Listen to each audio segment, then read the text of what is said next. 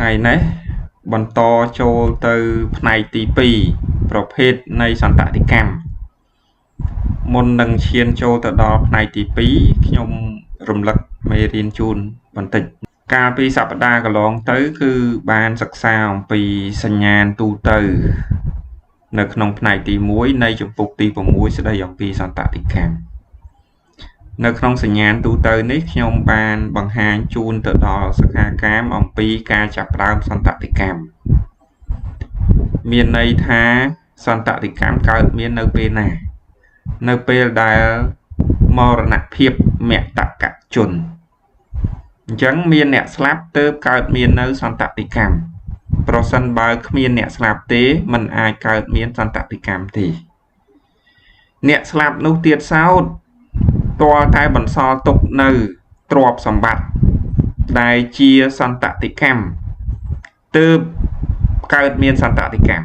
ប្រសិនបើគាត់ស្លាប់ប៉ុន្តែមិនបានបន្សល់ទុកនៅទ្រព្យសម្បត្តិគឺมันអាចកើតមានសន្តតិកម្មទេដូច្នេះសន្តតិកម្មមានអ្នកស្លាប់ហើយអ្នកស្លាប់នោះគឺបានបន្សល់ទុកនៅទ្រព្យសម្បត្តិដែលទ្រព្យសម្បត្តិនេះគឺជាសន្តតិកម្មហើយត្រូវទទួលបានដោយសន្តតិជនមានន័យថាជាអ្នកដែលទទួលស្នងនៅមរតកការកើតមានអានុភាពនៃសន្តតិកម្មកើតមាននៅពេលដែលមានអ្នកស្លាប់ហើយអ្នកស្លាប់បន្សល់ទុកនៅទ្រព្យសម្បត្តិពេលនោះទ្រព្យសម្បត្តិដែលជាសន្តតិកម្មនឹងបន្តភ្លាមទៅសន្តតិជនគ្រាន់តែថាទ្រព្យសម្បត្តិខ្លះ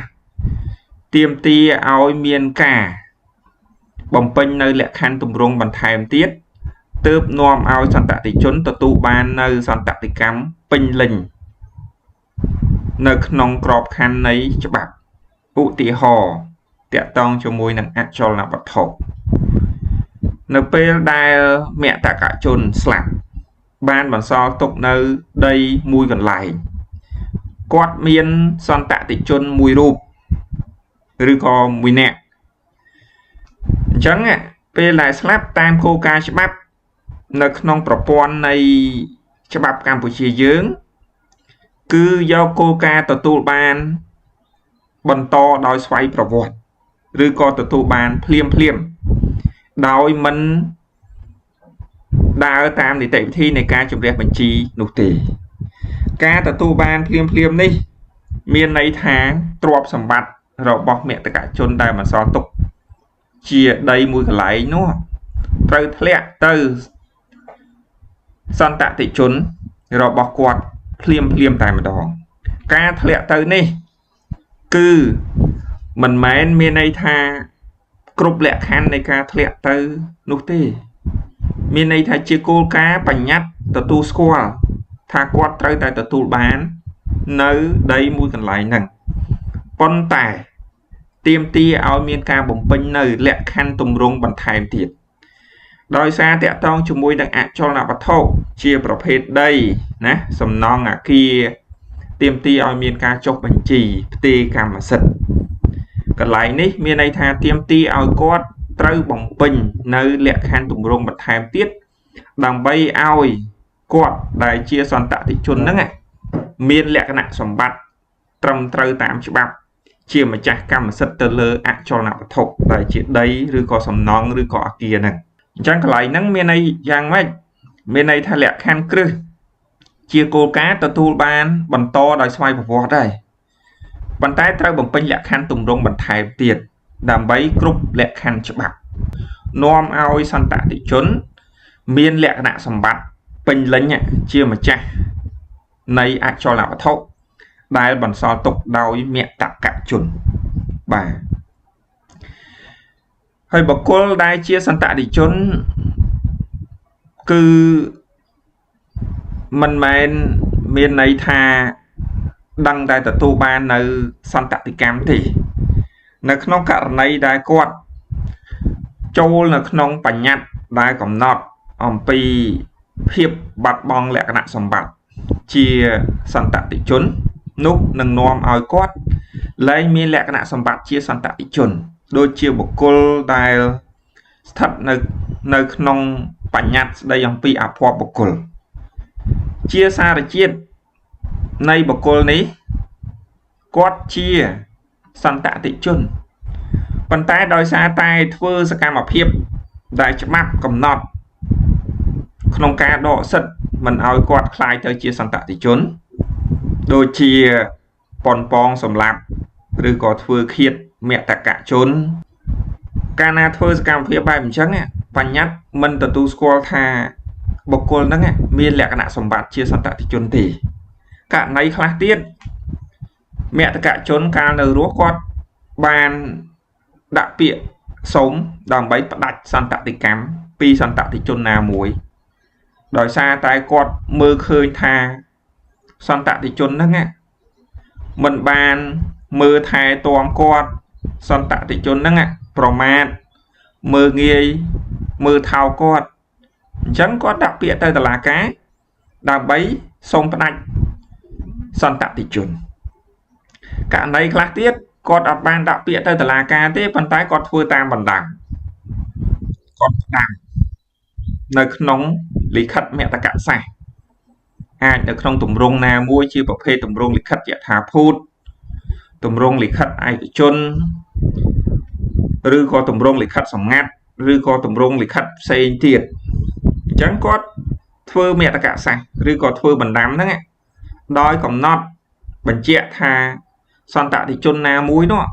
មិនទទួលបាននៅសន្តតិកម្មបាទអញ្ចឹងនៅពេលដែលមានការធ្វើបែបដូចនេះវានាំឲ្យសន្តតិជនបាត់លក្ខណៈសម្បត្តិជាសន្តតិជនឯងជាសារជាតិដើមគាត់ជាសន្តតិជនប៉ុន្តែដោយសារមានហេតុទាំងអស់ហ្នឹងនាំឲ្យគាត់បាត់លក្ខណៈសម្បត្តិជាសន្តតិជនកាលណាបាត់លក្ខណៈសម្បត្តិជាសន្តតិជនហើយមានន័យថាគាត់លែងអាចទទួលបាននៅសន្តតិកម្មទៀតហើយការលែងបានទទួលសន្តតិកម្មមានន័យថាមិនមែនជាសន្តតិជនចម្លើយគឺបែបដូចនេះអញ្ចឹងសញ្ញាណទូទៅនេះខ្ញុំបានបញ្ជាក់ជូនសិក្ខាកាមកាលពីសប្តាហ៍កន្លងទៅហើយឥឡូវក៏បានរំលឹកជូនដែរពេលនេះយើងបន្តចូលទៅផ្នែកទី2ស្ដីអំពីប្រភេទសន្តតិកម្មសិក្ខាកាមមិនទាន់បានសិក្សាអំពីប្រភេទសន្តតិកម្មគិតថាសន្តតិកម្មប្រហែលជាមានតែតាមទម្លាប់ទម្លាប់ទេដែលអនុវត្តកន្លងមកគឺផ្ដែផ្ដាំមុននឹងស្លាប់គ្រាន់តែនិយាយតាមមាត់ឬក៏ហៅកូនមកជុំគ្នាមុននឹងស្លាប់ថាងទ្របនេះបកគលឲ្យកូនបងប៉ុណ្ណេះបកគលឲ្យកូនកដាលប៉ុណ្ណេះបកគលឲ្យកូនពៅប៉ុណ្ណេះអាចថាតាមទម្លាប់ទម្លាប់តាមការអនុវត្តបែបអញ្ចឹងពេលខ្លះគាត់អត់បានធ្វើបណ្ដាំនេះអញ្ចឹងទ្របដែលបន្សល់ទុកតាមទម្លាប់ទម្លាប់ខ្លះគឺទទួលបានដោយស្វ័យប្រវត្តិចំពោះកូនដែលគាត់នៅជាមួយកាលដែលគាត់នៅរស់អញ្ចឹងកូននឹងទទួលបានសន្តតិកម្មហ្នឹងតាមការអនុវត្តជាទម្លាប់ទម្លាប់បើសិនបើគាត់មិនបានប្រាប់កូននេះកូននោះឬក៏ហៅកូនទាំងអស់គ្នាហ្នឹងមកប្រាប់ថាទ្រព្យត្រូវបែងចែកយ៉ាងម៉េចបើគាត់មិនបានធ្វើអញ្ចឹងបើតាមទម្លាប់គឺអ្នកដែលនៅជាមួយឪពុកម្ដាយហ្នឹងគឺទទួលបានណាក្នុងករណីដែលអត់មានការបង្ហាញឆន្ទៈតាមរយៈការហៅកូនរបស់គាត់ឬក៏សាច់ញាតិរបស់គាត់ហ្នឹងមកប្រាប់ឬក៏មកបកគលទៅលើទ្រព្យសម្បត្តិហ្នឹងបាទនេះវាគ្រាន់តែជាទម្លាប់ទម្លាប់ដែលមានតែប៉ុណ្ណោះប៉ុន្តែនៅក្នុងក្របខ័ណ្ឌច្បាប់គឺវាមានភាពច្បាស់លាស់ទៅលើ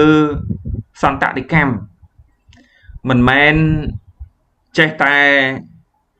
បង្ហាញឆន្ទៈនៅក្នុងរូបភាពនៃការហៅមកប្រាប់ឬក៏មិនមែនឲ្យតែអ្នកនៅជាមួយ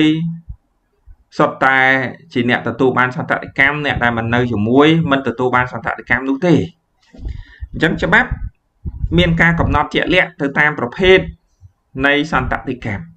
នៅក្នុងបញ្ញត្តិជាធរមាន សន្តតិកម្មមានការបែងចែកជាពីរប្រភេទ គឺសន្តតិកម្មតាមច្បាប់ ហើយនឹងសន្តតិកម្មតាមមតកសាសន៍ ពាក្យថាតាមច្បាប់មានន័យថាមិនបានធ្វើតាមបណ្ដាំរបស់អ្នកស្លាប់ ឬក៏របស់មតកជននោះទេ គឺគាត់ស្លាប់ទៅដោយមិនបន្សល់ទុកនៅបណ្ដាំ ដោយបន្សល់តែទ្រព្យសម្បត្តិដែលជាសន្តតិកម្ម អញ្ចឹងកាលណាខ្វះនៅបណ្ដាំ គឺមានន័យថាយកសន្តតិកម្មតាមច្បាប់ យកគោលការណ៍ច្បាប់យកទៅបែងចែកទ្រព្យសម្បត្តិរបស់មតកជន កន្លែងហ្នឹងត្រូវតង់យល់កន្លែងហ្នឹងឲ្យជាប់មានន័យថាបើគ្មានបណ្ដាំទេ គឺត្រូវតែយកច្បាប់ទៅអនុវត្ត ដែលបញ្ញត្តិជាធរមានកំណត់អំពីរបៀបនៃការបែងចែកសន្តតិកម្ម អញ្ចឹងរបៀបនៃការបែងចែកសន្តតិកម្មយ៉ាងម៉េចនឹងមាននៅក្នុងបញ្ញត្តិជាធរមានហើយតិចទៀតនឹងទៅដល់ហើយមួយទៀតបើគាត់មានបណ្ដាំ ដែលបញ្ញត្តិជាធរមានបញ្ជាក់ថាតាមឆន្ទៈរបស់មតកជន ឬក៏សន្តតិកម្មតាមមតកសាសន៍ អញ្ចឹងមានពាក្យមតកសាសន៍ នេះមតកសាសន៍នេះខ្ញុំទៅសេឲ្យធំបន្តិច ដើម្បីសិក្ខាកាមយើងអានឲ្យបានត្រឹមត្រូវមតកសាសន៍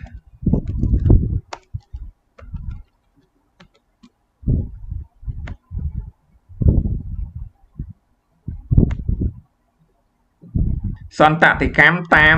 មតកសាសន៍ មានន័យថាតាមបណ្ដាំ តាមឆន្ទៈរបស់មតកជនរបស់អ្នកស្លាប់ អញ្ចឹងភាសាច្បាប់ជាភាសាបច្ចេកទេសគឺមតកសាសន៍ ហើយនៅក្នុងការប្រើប្រាស់នៃជីវភាពប្រចាំថ្ងៃអាចនិយាយថាសន្តតិកម្មតាមឆន្ទៈរបស់អ្នកស្លាប់ ប៉ុន្តែនៅក្នុងន័យបច្ចេកទេសគឺសន្តតិកម្មតាមមតកសាសន៍ គឺជាសន្តតិកម្មតាមឆន្ទៈរបស់មតកជន ឬក៏ឆន្ទៈរបស់អ្នកស្លាប់នេះឯង បាទ អញ្ចឹងកំណត់ពាក្យបច្ចេកទេសហ្នឹង ហើយតកតងជាមួយសន្តតិកម្មតាមមតកសាសន៍នេះមិនមែនមានន័យថាឲ្យតែមានការបដាយផ្ដាំជាសន្តតិកម្មតាមមតកសាសន៍ដោយទំលៀមទម្លាប់នោះទេ វាមានលក្ខខណ្ឌទម្រង់ដែលត្រូវបំពេញ ទើបនាំឲ្យកើតមាននៅអានុភាពនៃសន្តតិកម្មតាមមតកសាសន៍ អញ្ចឹងត្រូវតោងយល់ទៅលើចំណុចហ្នឹង បាទ ហើយចំណុចនេះខ្ញុំនឹងបញ្ជាក់ជូននៅក្នុងមេរៀននេះតែម្ដង ដើម្បីឲ្យសិក្ខាកាមបានច្បាស់អំពីសន្តតិកម្មតាមមតកសាសន៍ហ្នឹង ធ្វើតាមទម្រង់អីខ្លះ វាមានទម្រង់លិខិតយថាភូត អាយថាភូតហ្នឹងវាមានន័យយ៉ាងម៉េច ទម្រង់ហ្នឹងចំណុចអបបរមាដែលត្រូវតសេត្រូវធ្វើហ្នឹង វាយ៉ាងម៉េច ទម្រង់លិខិតឯកជន ទម្រង់លិខិតឯកជនហ្នឹងយ៉ាងម៉េច ទម្រង់លិខិតសម្ងាត់ អាលិខិតសម្ងាត់ហ្នឹងយ៉ាងម៉េច ហើយនៅក្នុងករណីផ្សេងទៀតតើវាមានករណីអីខ្លះ ឧទាហរណ៍ថាគ្រោះថ្នាក់បន្ទាន់ ឧទាហរណ៍ថាគាត់នៅក្នុងមន្ទីរឃុំឃាំង ឬក៏គាត់នៅលើយន្តហោះ ឬក៏គាត់នៅតំបន់ដាច់ស្រយាលនៅកោះកដាលកោះណាមួយ គាត់ចង់ធ្វើសន្តតិកម្ម អាហ្នឹងសតករណីផ្សេងដែលបើកតាមរយៈលក្ខខណ្ឌទម្រង់ដែលធ្វើតាមសន្តតិកម្មតាមមតកសាសន៍ អញ្ចឹងគាត់បង្ហាញឆន្ទៈ វាអាស្រ័យទៅតាមទម្រង់ដែលច្បាប់កំណត់នៅក្នុងស្ថានភាពដែលគាត់ស្ថិតនៅ អញ្ចឹងស្ថានភាពខ្លះវាជាស្ថានភាពដែលច្បាប់បើកសិទ្ធិ មិនចាំបាច់តតែបំពេញទៅតាមលក្ខខណ្ឌទម្រង់ជាប្រភេទលិខិតយថាភូត ជាប្រភេទលិខិតសម្ងាត់ ជាប្រភេទលិខិតឯកជននោះទេ